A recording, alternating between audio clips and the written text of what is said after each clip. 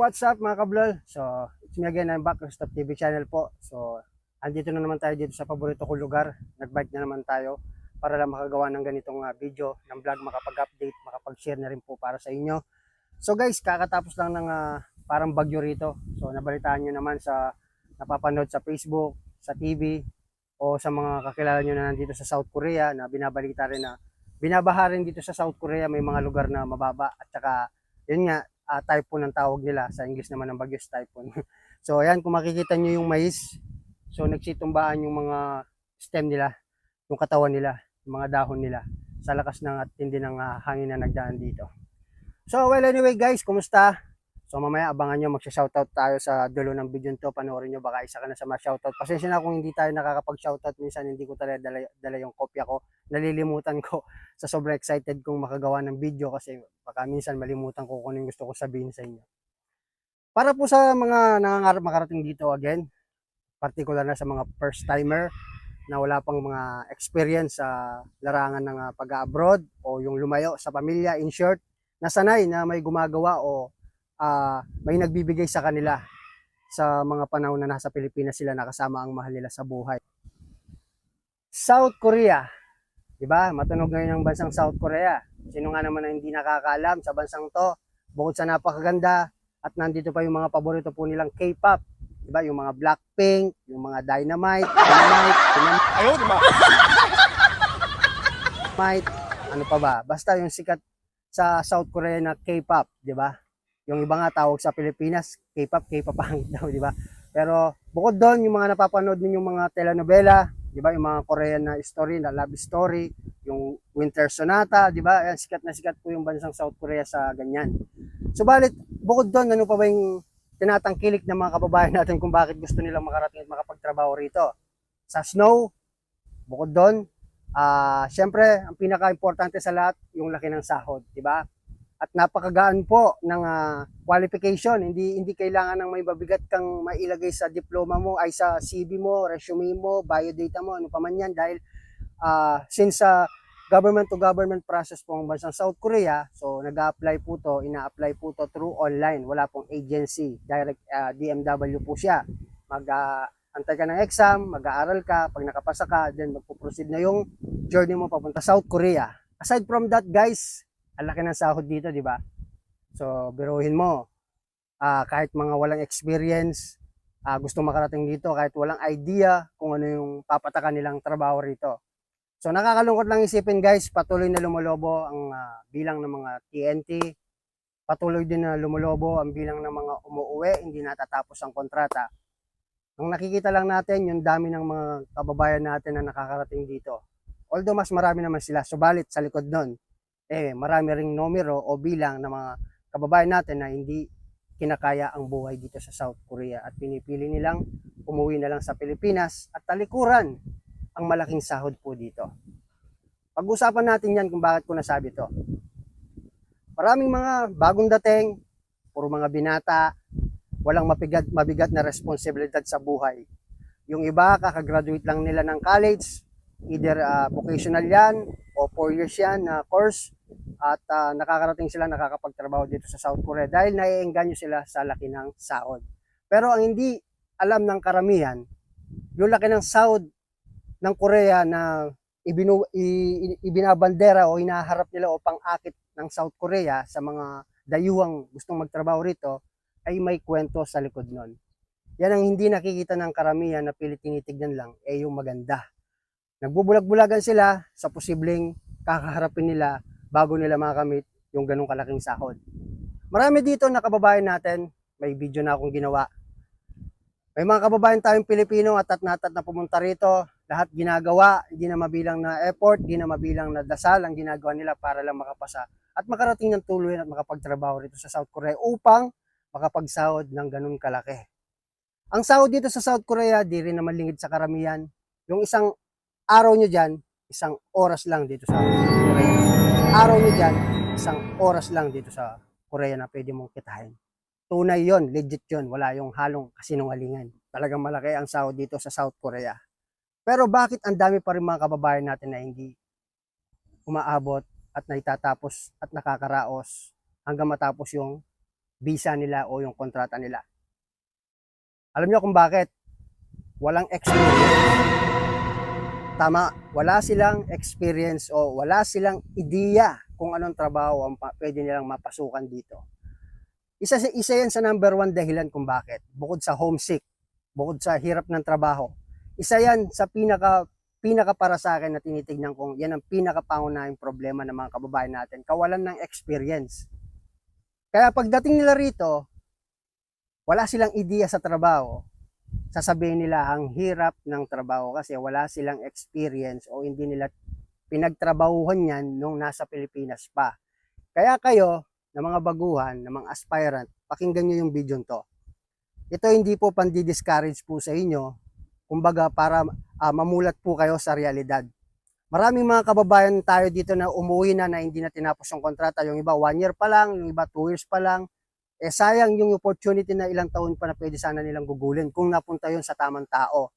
May mga kababayan tayo rito, kagaya ng sabi ko na i-vlog ko, never niya na-meet yung kanyang sadyang name. Never siya nakapag-start ng trabaho kung maganda ba, mabigat ba o hindi. Pagdating niya rito, tinan-over siya mula sa training center sa Ansan, hindi siya nakapag-start actually. Hindi niya nakita kung anong klase ng trabaho. Nag-decide siya ng umuwi ng Pilipinas. Pumunta siya rito, sabi niya homesick siya, samot-saring kadahilanan na dahil yun nga, gusto niya talagang umuwi siguro. 'Di ba? So, binulabog niya yung Filipino community rito kung sino-sinong hiningan niya ng tulong. Yung iba magkahati ang opinion nila, may mga galit, may naawa, 'di ba? Pero mas marami yung nagalit kasi nga nasayang yung opportunity. Alam niyo bakit kung bakit nangyayari yung ganon?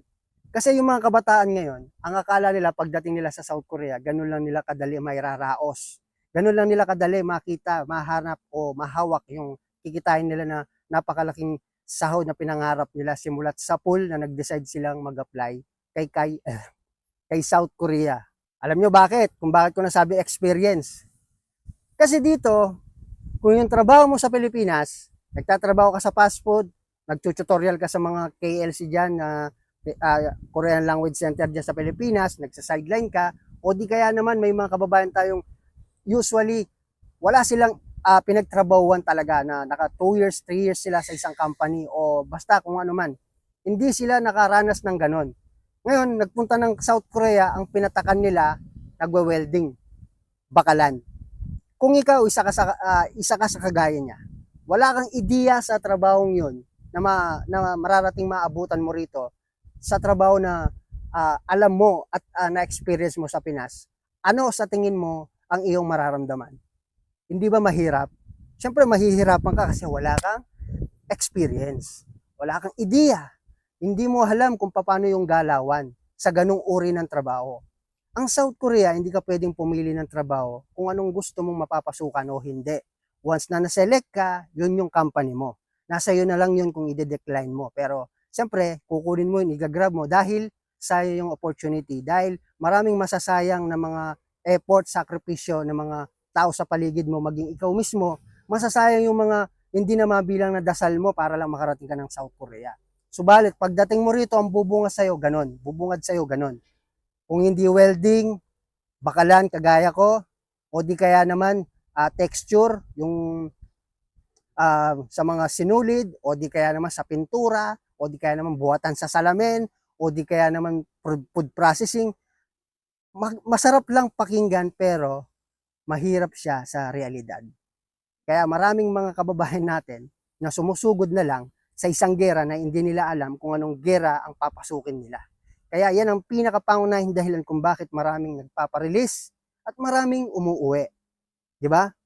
Paano ka nga naman maggaganaan magtrabaho sa isang trabaho na hindi mo alam kung ano yung trabaho mo? Di ba? Imagine na lang, kagaya ng sabi ko, kung ang trabaho mo, isa kang guro sa Pilipinas, o di kaya isa ka namang service crew o waiter, tapos ang babagsakan mo sa kagaya ko, nagmamolding ng bakal, o di kaya nagka-grinder. Kahit turuan ka ng ilang beses, kung hindi mo talaga gusto yung ginagawa mo, kasi hindi mo alam in the first place, talagang mahihirapan ka.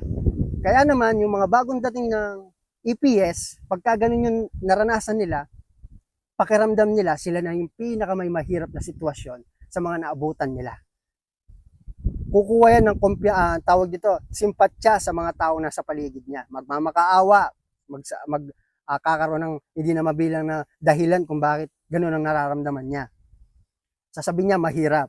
Konting hirap lang para sa kanya, parang siya na yung pinakamahirap na ginawa. Kumbaga, iilang buwan pa lang, wala pang taon, parang ang laki na ng naiambag niya sa company na yun kaysa sa mga naabutan niya. Kaya, doon na magsisimula yung pagiging hindi na siya nag-enjoy, mawawala na siya ng gana. Pag hindi siya na-release, uuwi ng Pilipinas. Eh, ang tanong, paano naman yung mga pangarap na isinuko niya? Paano na lang yung mga taong nagsakripisyo rin sa kanya? Yung iba, mga magulang niya, mga kapatid niya, na sinaper yung iba, sinangla ng utang ng malaking halaga para lamang matustusan yung kanyang pag-apply sa proseso sa pagkukurya. And then all of a sudden, susuko ka na. 'Di ba? Parang napakapangit naman tignan yan. Hindi mo pa nga sinubukan ng ilang taon, kahit isang taon lang, isinuko mo na yung laban. 'Di ba? Ito reminder.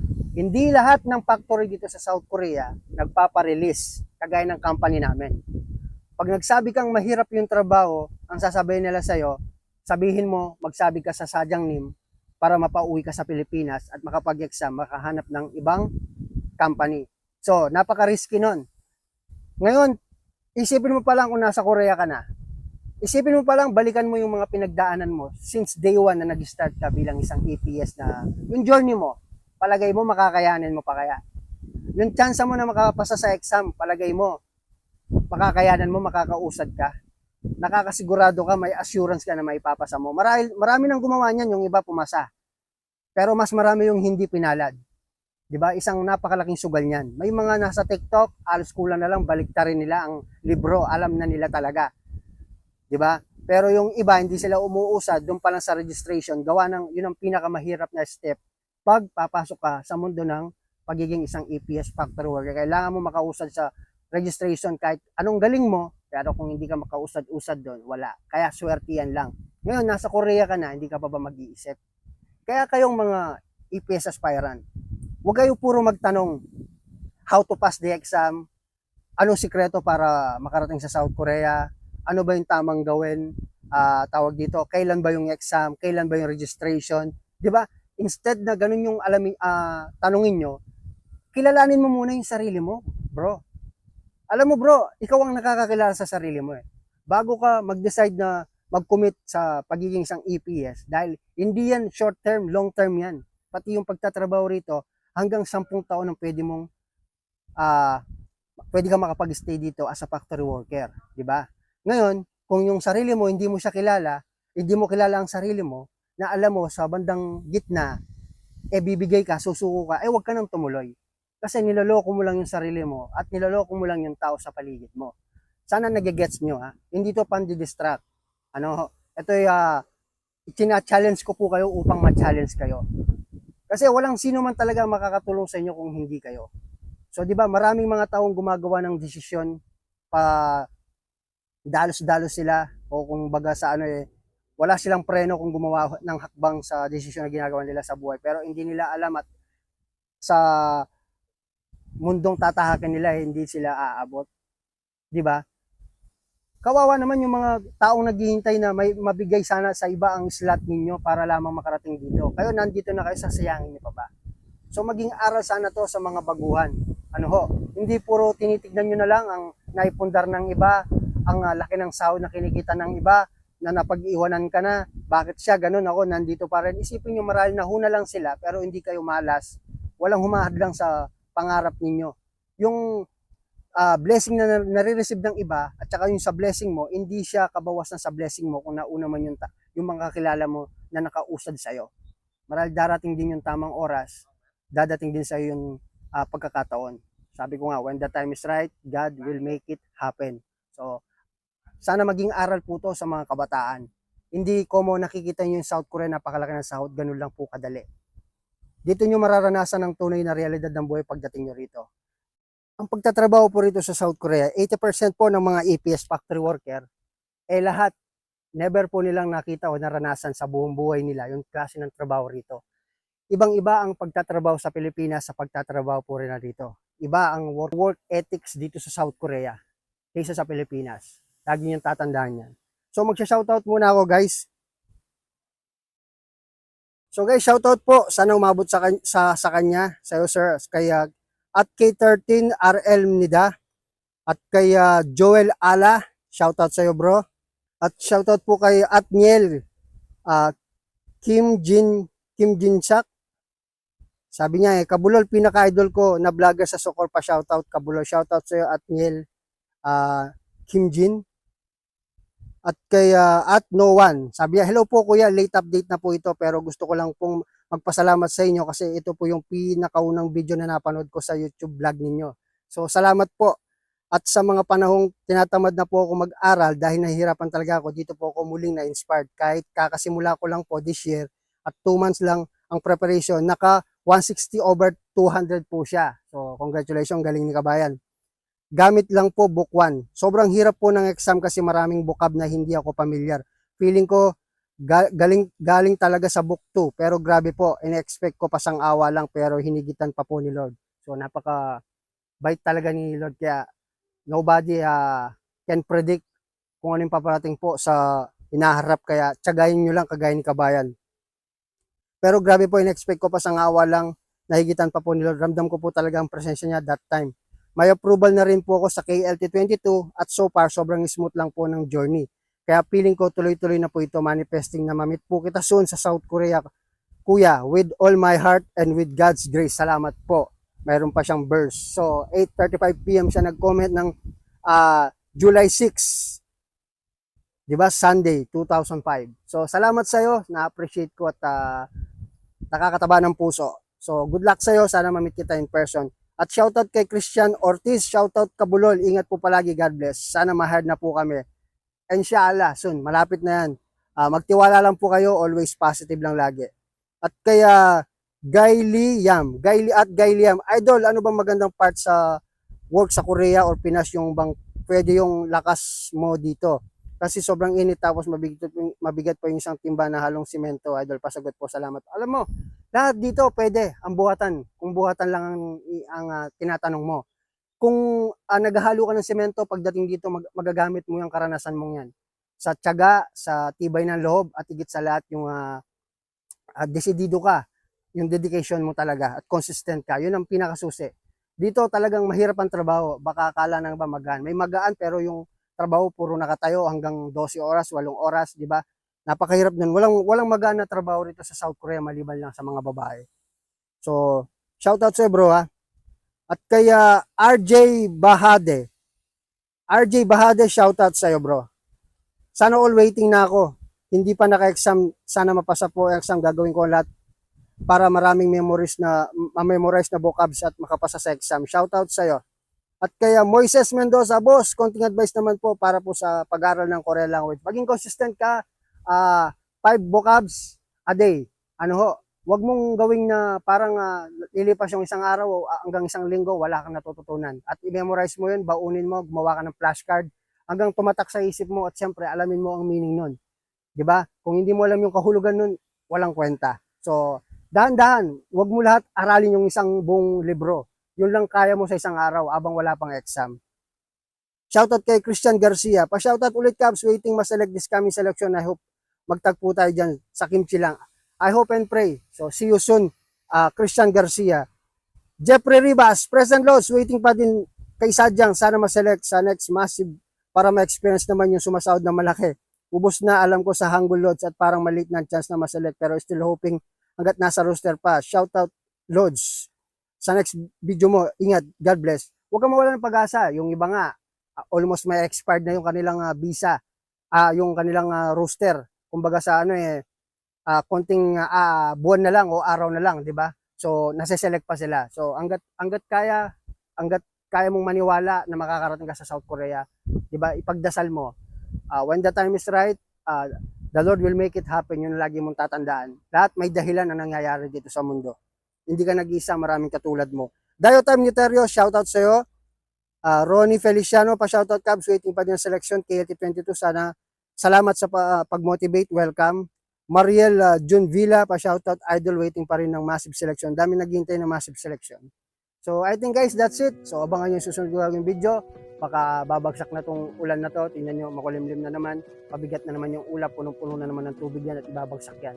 So paano guys, sana may natutunan na naman kayo at mag-comment lang po kayo kung nakaka-relate at nakakatulong yung mga video na ganito na ginagawa ko. Pampamotivate lang sa akin yan. So again guys, see you again on my next video. Annyeonghaseyo.